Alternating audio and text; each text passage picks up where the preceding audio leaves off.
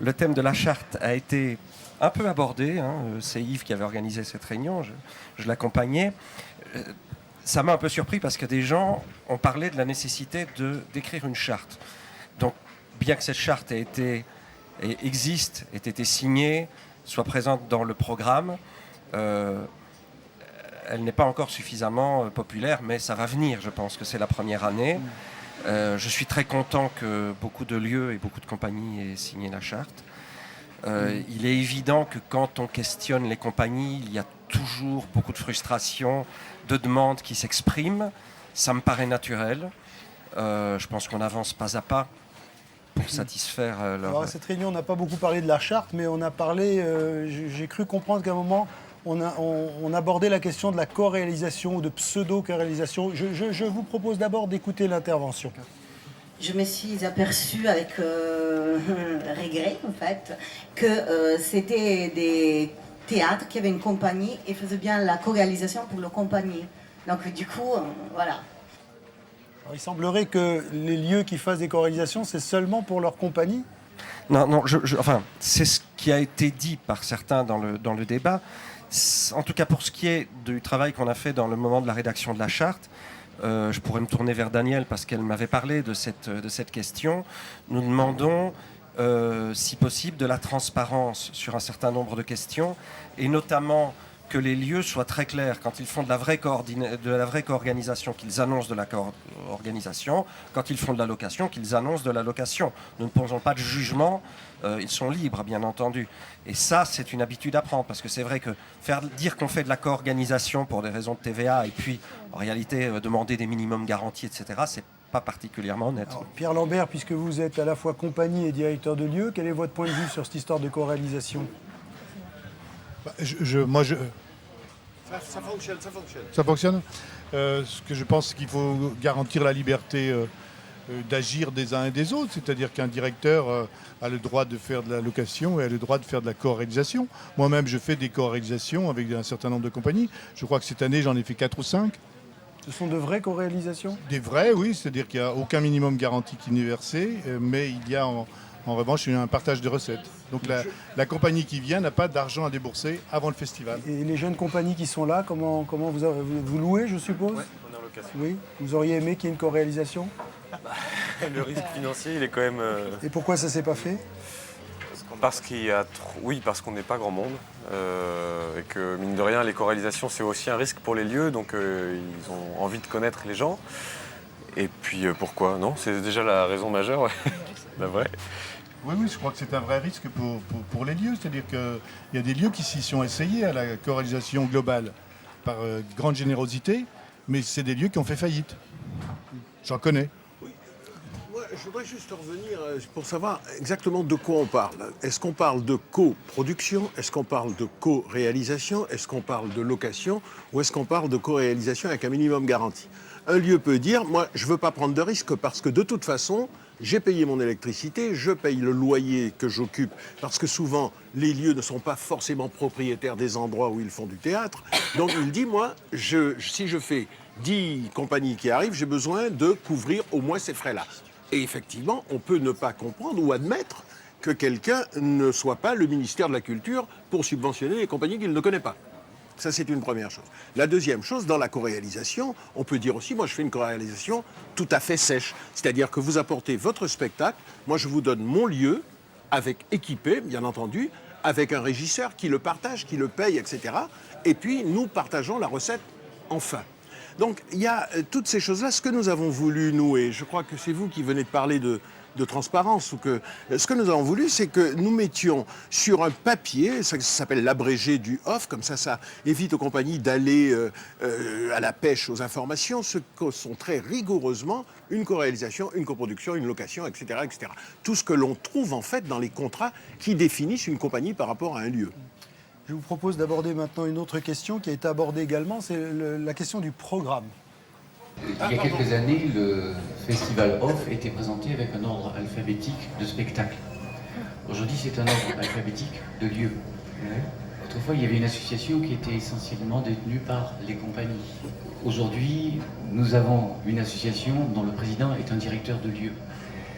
Et je me dis, il manque un espace qui appartient directement aux compagnies. Avec Germain, Pas de commentaire. pas de commentaire. Moi, je suis le seul, probablement lieu d'Avignon, qui héberge les compagnies qui arrivent, qui fait une authentique co-réalisation avec elles. Mais là encore, je n'ai aucun mal. J'ai une convention avec l'État. J'ai donc aucun mal. Chaque lieu a sa façon de fonctionner. Et quand je dis pas de commentaire, c'est que je crois que c'était toujours mieux avant-guerre. On est dans un pays où c'était mieux avant. Forcément. Pourquoi la forme du programme a été modifiée? Il y a certainement une raison à cela, puisqu'en effet, il y a quelques années, c'était présenté par compagnie, par spectacle. Oui, je peux vous pas le clair, dire. oui. C'était présenté par titre, pas par compagnie, par titre. Donc les programmateurs, parce que je crois que là aussi, il faut rappeler les raisons pour lesquelles une compagnie vient à Avignon. Pourquoi une compagnie de théâtre, pourquoi 975 compagnies de théâtre qui vont jouer quelquefois 2 spectacles pour certaines, viennent à Avignon? Elles viennent pour vendre leur spectacle. Et je dis tout le temps, ça n'est pas un signe d'aliénation capitaliste. C'est comme ça, on a besoin de vendre son spectacle. Or, curieusement, en France, il y a un marché du livre, un marché du film, un marché de la bande dessinée, un marché de l'art contemporain, un marché, de tout ce que vous pouvez imaginer. Il n'y a pas de marché du théâtre. Pour une raison très très simple, c'est que la vision monarchique culturelle du théâtre fait encore que les directeurs de théâtre sont nommés par l'État et ont pour mission d'échanger leur production entre eux. Et il n'y a pas de place pour ces jeunes compagnies, ou pour les plus aguerris, ou pour les plus âgés. Donc, fatalement, Avignon a été inventé pour ça, et les programmateurs ont besoin d'Avignon. Donc, chacun, dans un salon de théâtre, vient avec la production qu'il espère la meilleure, dans l'écrin ou le stand, ou le lieu, ou le théâtre qu'il voudrait le mieux possible. Et effectivement, il nous appartient à nous, associations qui, je répète encore, accompagnons le off, de faire en sorte que les écrins soient le plus clairs possible. Que l'on puisse dire, OK, là, je sais où je vais. Vous savez, je vais vous dire, hier, j'ai été saisi par un spectateur, par mail, comme quoi le théâtre où il était, à 17 € la place, a fait asseoir les spectateurs sur les marches. Et que les spectateurs ont payé ce même prix. J'ai donc appelé le théâtre. Et il m'a dit, mais moi, c'est la compagnie. La compagnie m'a dit, non, mettez. Non, il n'est pas question, c'est moi qui fais ma billetterie, mettez. J'ai dit au théâtre, c'est vous qui êtes responsable, parce que si jamais il y en a, vous avez à le faire. Il me dit, oui, mais moi, je ne peux pas aller contre ma compagnie. Donc, je veux dire, c'est tellement imbriqué, c'est tellement particulier que ce qu'il faut, effectivement, et je le crois, c'est de la transparence, de la clarté, et que chacun sache ce qu'il vient chercher. Oui, la question qui est évoquée par le court passage, je crois que j'ai un micro là. Oui, le passage que vous avez présenté, je crois que c'est une question où AFC est vraiment concerné, c'est-à-dire comment on organise le programme. Et l'intervention était en réaction à l'intervention d'une dame qui disait « Arrêtez de parler de catalogue, il s'agit d'un programme ». Et voilà. Et là, la personne qui intervenait répondait en disant non, il s'agit d'un catalogue, c'était son idée, parce que c'est présenté par lieu.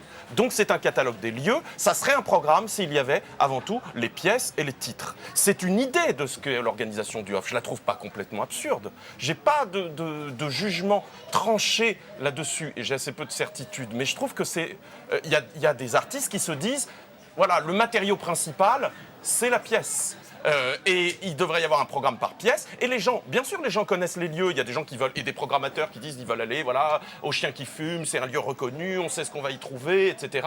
Mais, et alors, ils veulent quand même aller voir des pièces. Et s'ils voient que c'est au Chien qui fume, en voyant le titre de la pièce, ils se disent, bah c'est d'autant mieux, tiens, je voulais la voir, et très bien.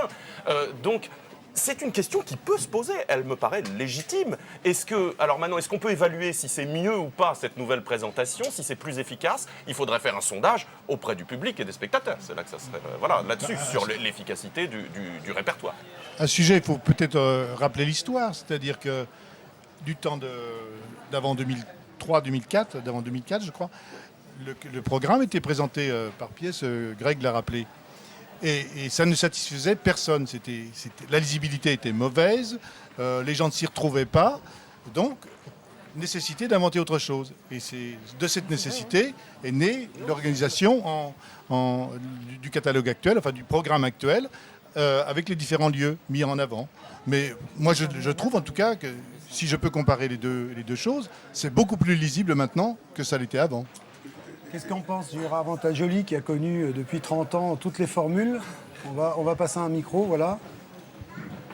Effectivement, c'est plus facile avec le répertoire des lieux, ça me semble, hein, comme ça. S'il n'y a pas de lieu, il n'y a pas de compagnie. Hein. Les compagnies passent par un lieu, qu'on le veuille ou non, ça passe comme ça et c'est beaucoup plus lisible pour le spectateur, c'est tout.